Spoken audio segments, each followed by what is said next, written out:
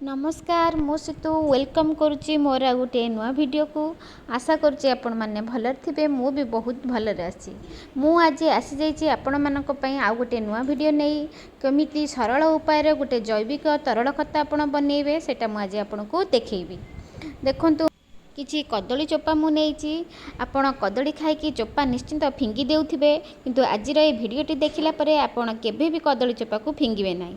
चलंतु आकु केपरि बनेबा देखिबा। प्रथमे मु एभली भाबरे कदली चोपा को टिकी टिकी करी काटि नेइछि। एभली भाबरे देखंतु छोट छोट पीस करी प्रथमे कदली चोपा को काटि नेबे। जो माने गार्डनिंग करचंती एभली भाबरे घरोई उपाय जैविक तरल खत बनेकी आपण आपणक घरे देई परिबे। तापरे देखंतु मु एठी गोटे पात्र नेइछि पात्र रे एई कदली चोपा देई देइछि। एई कदली चोपा रे मु किछि पानी देबी 2-3 मग पानी नेइकी एई कदली चोपा को मु भिजेई देबी।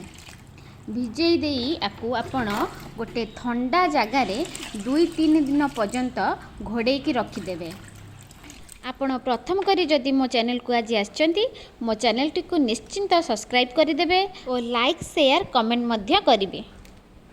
एही भली सहज उपाय रे घरो बाहरुथिबा विभिन्न प्रकार परिबा चोपारू आपण तरल जैविक खत बनेकी आपणक गछरे देई परिबे।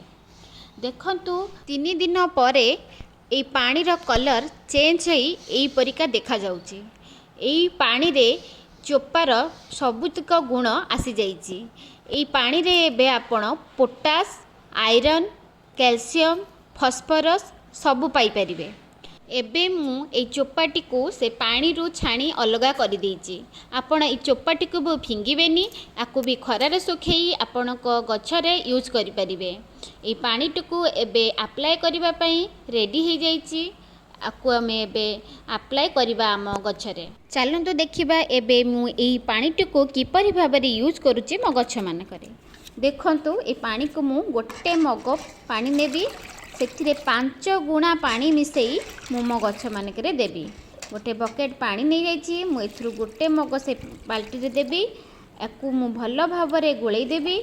तापरे मु मो फूल फल परिबा सबु गछ मानकरे ए पानी टिकु अप्लाई करी। एही तरल खत टिकु आपण आपणक गछरे देबा परे किछि दिन अंतर रे देखिबे आपणकर गछरे फूल फलर परिमाण बढ़ी जिवो।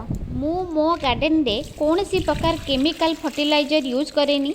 एही भली भाबरे विभिन्न प्रकार घरोई तरल खत बनेकी मु मो गछ मानकरे दिए। सेही तरल खत देबा परे मो गछरे फूल फलर परिमाण बढ़ी जाए। कौनसी भी रोग पोक लागेनी। जदि भी कौनसी रोग पोक लागे मु घरोई उपाय रे एहाको समाधान करिथाए। एही भली भाबरे आपण मो संगरे जोड़ी होकर रही थांतु। आजिर भिडियोटी भल लागिथिले भिडियोटी को लाइक करंतु और मो चैनल को सब्सक्राइब कर दियंतु। चैनल टी को सब्सक्राइब करी पाखरे थिबा बेल आइकन को प्रेस कर दियंतु। जेबे भी नुआ नुआ वीडियो देबी आपण ताकू देखि परिबे आपण को नोटिफिकेशन आसी। एही भली भाबरे आमे समस्त ऑर्गेनिक गार्डन करबा और सुस्थ रहिबा। रहिली जय जगन्नाथ।